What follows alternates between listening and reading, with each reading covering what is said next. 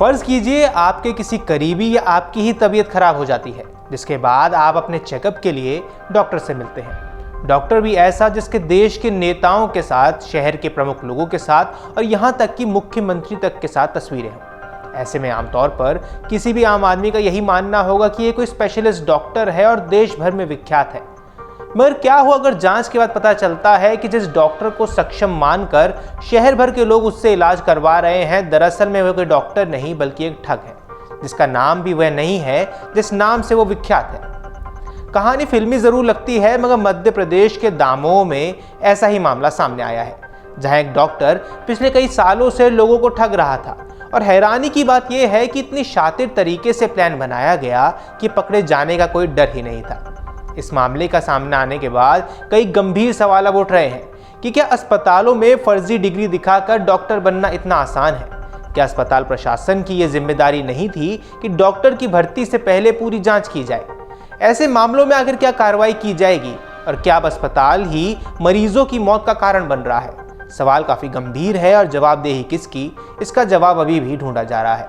नमस्कार, आप देख रहे हैं अमर उजाला और मैं हूं आपके साथ साहिल सुयार। दामोह के मिशन अस्पताल में 7 हार्ट पेशेंट की मौत के बाद सुर्खियों में आए डॉक्टर नरेंद्र जॉन कैम को पुलिस ने सोमवार को यूपी के प्रयागराज से गिरफ्तार कर लिया। दामोह एसपी श्रुत कीर्ति सोमवंशी ने इसकी पुष्टि की है। उन्होंने बताया कि प्रयागराज के अलावा कई जगह तलाशी के लिए टीम भेजी गई थी। इससे पहले आरोपी डॉक्टर नरेंद्र यादव उर्फ नरेंद्र जॉन कैम के खिलाफ मुख्य चिकित्सा एवं स्वास्थ्य अधिकारी मुकेश जैन ने कोतावली में रविवार देर रात एफआईआर दर्ज कराई थी। इसमें 2 अन्य को भी आरोपी बनाया गया था। बता दें कि दामोह के मिशन अस्पताल में हार्ट सर्जरी के बाद 7 मरीजों की मौत का दावा किया गया था। आरोप है कि इनका इलाज डॉक्टर नरेंद्र जॉन कैम ने किया था। उन पर आरोप है कि फर्जी डिग्रियों के आधार पर प्रैक्टिस कर रहे थे। मामले की जांच टीम ने सीएमएचओ अशोक जैन के अलावा जिला अस्पताल के डॉक्टर विशाल शुक्ला और डॉक्टर विक्रांत चौहान शामिल थे। जांच में मरीजों की मृत्यु एंजियोग्राफी और एंजियोप्लास्टी की वजह से होना पाया गया है। नरेंद्र विक्रमादित्य यादव, जिसे अब एमपी यानी मध्य प्रदेश में डॉक्टर एन जॉन कैम के नाम से जाना जा रहा है, अब पुलिस की गिरफ्त में है। दरअसल नकली कार्डियोलॉजिस्ट बनकर हार्ट सर्जरी यानी दिल का ऑपरेशन किया करते थे, जिसका नतीजा ये रहा कि दामोह में 7 लोगों की मौत हो गई है। इस फर्जी डॉक्टर ने दुनिया के विख्यात कार्डियोलॉजिस्ट प्रोफेसर जॉन कैम से मिलते जुलते नाम से सोशल मीडिया अकाउंट और फर्जी कंपनी भी बनाई थी। जानकारी के लिए बता दें कि ओरिजिनल प्रोफेसर जॉन कैम दिल के बहुत बड़े डॉक्टर हैं और यूरोप के अलावा अमेरिका के कई संस्थाओं के फेलो हैं। विक्रमादित्य यादव ने उनके नाम के आगे एन जोड़कर कई सालों तक जानलेवा खेल खेला है। इस ठग ने भौकाल बनाने के लिए यूपी के मुख्यमंत्री योगी आदित्यनाथ और बिहार के सीएम नीतीश कुमार के साथ फोटोशॉप की तस्वीरें भी बनाई हुई है। अब यही तस्वीरें सोशल मीडिया पर वायरल हो रही हैं, जिसको लेकर कांग्रेस भाजपा पर लगातार हमलावर हो चुकी है। दरअसल विक्रमादित्य यादव ने दामोह के अस्पताल में 43 दिन काम किया था। इस दौरान उसने खुद को बतौर कार्डियक स्पेशलिस्ट बताया था। उसने ब्रिटेन के फेमस कार्डियोलॉजिस्ट एनकेम जॉन के रूप में अपनी पहचान बताई थी और उन्हें डिग्रियों के आधार पर इस अस्पताल में नौकरी हासिल की। नकली डॉक्टर जॉन कैम ने मिशन अस्पताल में 15 लोगों के दिल का ऑपरेशन किया।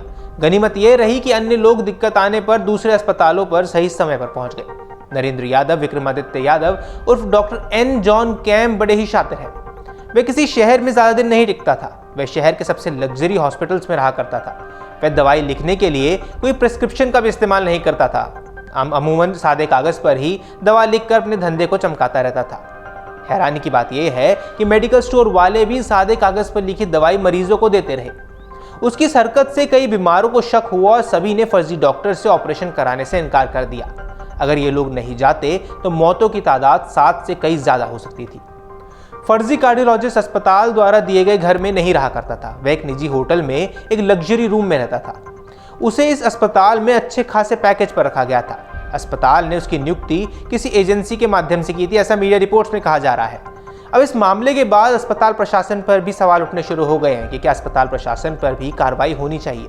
दिल के डॉक्टर यानी कार्डियोलॉजिस्ट की नियुक्ति से इतनी बड़ी गलती के मरीजों की जान के साथ खिलवाड़ नहीं है। मीडिया रिपोर्ट्स के अनुसार विक्रमादित्य यादव पिछले 18 साल से इस तरह से काम कर रहा था। वह देश के अलग अलग हिस्सों में नौकरी कर चुका है, लेकिन किसी ने भी उसकी इस करतूत को भनक नहीं लगने दी। अगस्त 2006 में विधानसभा के तत्कालीन अध्यक्ष राजेंद्र प्रसाद शुक्ल का ऑपरेशन भी इसी फर्जी कार्डियोलॉजिस्ट ने किया था। मतलब साफ है कि ये फर्जी डॉक्टर इससे पहले भी कई ऑपरेशन कर चुका है, यानी न जाने कितनी जानें सिर्फ इसलिए गई क्योंकि लोगों ने इस डॉक्टर पर भरोसा कर लिया। उस समय इस ऑपरेशन से तकरीबन 8 लोगों की जान गई थी। मौतों की जांच हुई तो नतीजा निकला कि विक्रमादित्य यादव उर्फ एन जॉन कैम के पास MBBS की डिग्री है। रिपोर्ट्स के मुताबिक दिल का फर्जी डॉक्टर मूल रूप से उत्तराखंड का रहने वाला है। उसकी आंध्र प्रदेश मेडिकल कॉलेज से जारी कथित MBBS की डिग्री भी फर्जी है। विक्रमादित्य का MBBS रजिस्ट्रेशन नंबर एक महिला डॉक्टर का निकला है, जो MD और कार्डियोलॉजिस्ट की डिग्री में कोई रजिस्ट्रेशन नंबर है ही नहीं।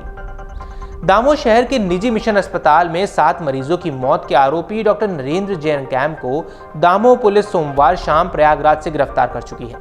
पुलिस रात करीब 11:30 बजे आरोपी को लेकर दामोह पहुंची। आरोपी को पहले देहात थाना ले जाया गया, जिसके बाद रात करीब 1 बजे आरोपी डॉक्टर को पूछताछ के लिए पुलिस कंट्रोल रूम लेके गई। यहाँ खुद दामोह SP श्रुतकीर्ति सोमवंशी ने देर रात तक आरोपी से पूछताछ की है।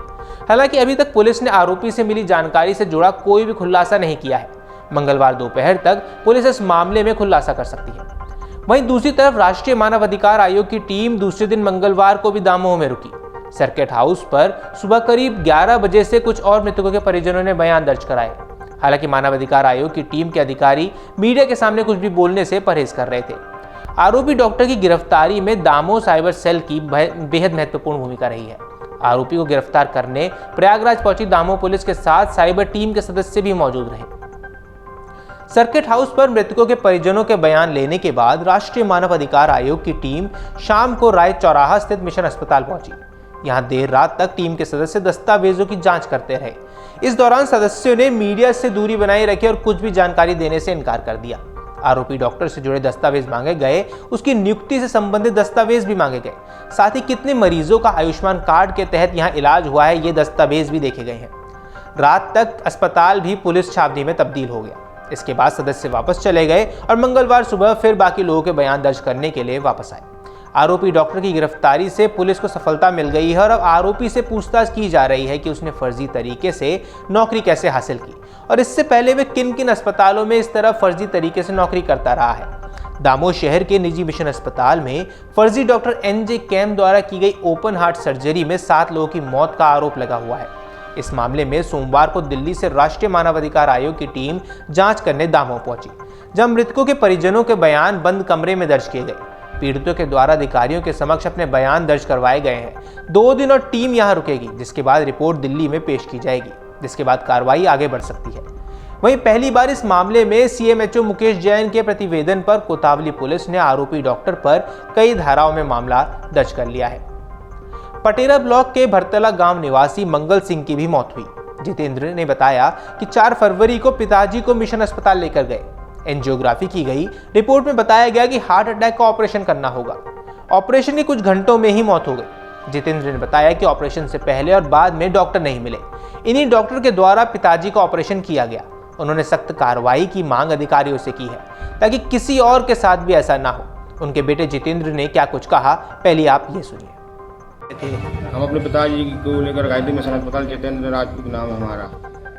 और मिशन गए तो डॉक्टर ने बोला कि इनका मतलब बोला कि हार्ट अटैक का ऑपरेशन होना है और अपने कुछ पैसों के इंतजाम कर लो। और आयुष्मान है इनका, हमने बोला आयुष्मान है, कल आयुष्मान बुलवा लो। और उसके बाद वो ऑपरेशन करने ले गए। उसके बाद हमारी थोड़ी पिताजी से बात हुई। उसके बाद फिर वो थोड़ी देर बाद खत्म हो गया। कितने दिन के लिए भर्ती किया था और क्या तकलीफ थी? एक ही दिन के लिए तकलीफ थी, यही सीना दर्द था थोड़ी।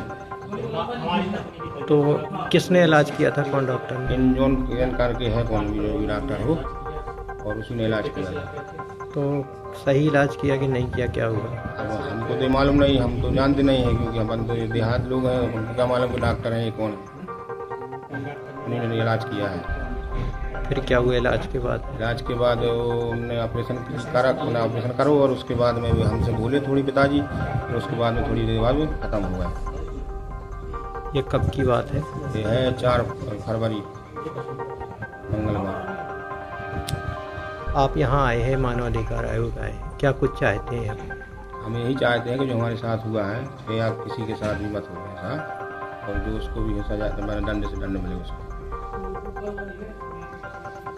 इस पूरे मामले को उजागर करने वाले बरी गांव के कृष्णा पटेल ने बताया कि उनके दादाजी को भी मिशन अस्पताल में फरवरी महीने में इलाज के लिए भर्ती कराया गया था।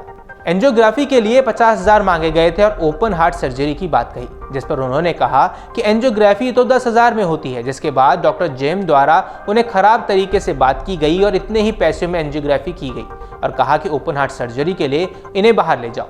वहां अपने दादाजी को दूसरे अस्पताल में ले जाना चाहते थे, इसलिए एंजियोग्राफी की रिपोर्ट मांगी ताकि दोबारा जांच न करवानी पड़े, लेकिन उन्हें रिपोर्ट नहीं दी गई।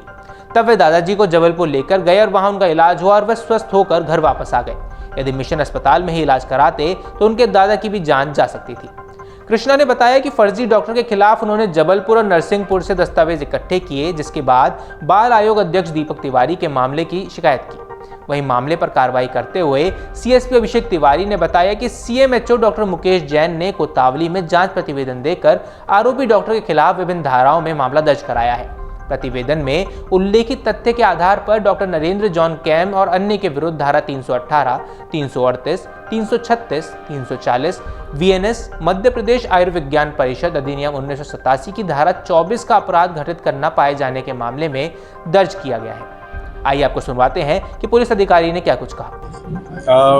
ये जो नरेंद्र जॉन कैम आरोपी है, जिसके इलाज के संबंध में ये विवेचना चल रही है, उसको हमने इलाहाबाद से गिरफ्तार किया है, प्रयागराज से। प्रयागराज में एक औद्योगिक थाना अंतर्गत एक टाउनशिप में एक मकान में मिला है, एक फ्लैट में। वहाँ से कुछ हमने इसके पास से कुछ डॉक्यूमेंटेशन भी जब्त किए हैं और हमारी टीम वहाँ से रवाना हो गई है, इसको लेके यहाँ आ रही है। और एक बार ये यहाँ दमोह पहुँचता है तो इससे फिर हम लोग पूछताछ करेंगे और प्रयास ये होगा कि आगे पुलिस की रिमांड लेके इससे और भी डिटेल में पूछताछ की जाए। सर कितनी टीमें थी, कहाँ भेजा था? हमारी लगभग 2 टीमें जो थी वो आसपास के क्षेत्रों में खोज रही थी, दमोह के आसपास के ज़िलों में। जो पुख्ता इन्फॉर्मेशन मिली थी वो प्रयागराज की मिली थी, तो उस पर टीम लगातार काम कर रही थी और अभी जो इन्फॉर्मेशन है उसमें सफलता मिल गई। टीम इसको वहाँ से लेके आ रही है, आगे पूछताछ करते हैं तो उसमें कुछ चीज़ें सामने आएंगी। सर प्रयागराज पुलिस को शायद जानकारी दी है कि नहीं, क्या है? हाँ, नहीं, प्रयागराज पुलिस को इन्फॉर्मेशन दी है हमने, उसके बाद ही वहाँ से हम उसको वहाँ से अभिरक्षा में लेके आए। चलो सर। गौरतलब है कि मध्य प्रदेश के दामोह जिले में सामने आए एक ऐसे फर्जी डॉक्टर की कहानी जिसने न सिर्फ कानून की धज्जियां उड़ाई बल्कि आम लोगों की जान का भी दुश्मन बन गया। इस मामले को सुनकर देश भर के लोग हैरान हैं। हैरानी इस बात की नहीं है कि डॉक्टर फर्जी था, यह हैरानी इस बात भी नहीं है कि इस फर्जी तरीके से काम किया जा रहा था। अमूमन ऐसी खबरें आती रहती हैं, मगर हैरानी इस बात की है कि कैसे एक प्रतिष्ठित संस्था में सारे नियमों को ताक पर रखकर एक व्यक्ति कितनी आसानी से कार्डियोलॉजिस्ट के पद पर पहुंच जाता है और कई ऑपरेशंस भी कर देता है, मगर ना ही डॉक्टरों को और ना ही अस्पताल प्रशासन को इस बात की भनक लगती है। इस मामले से एक बात तो साफ है कि इस मामले के बाद शायद अस्पतालों में मरीज अब डरते हुए ही पहुंचेंगे, क्योंकि अगर शहर के प्रतिष्ठित अस्पतालों में ऐसा मामला सामने आ रहा है तो बाकी अस्पतालों की स्थिति और भी कई ज्यादा भयावह हो सकती है। बहरहाल कानूनी तौर पर डॉक्टर पर तो कार्रवाई होना तय है, मगर अब सवाल है कि क्या अस्पताल प्रशासन पर भी बड़ी कार्रवाई होगी।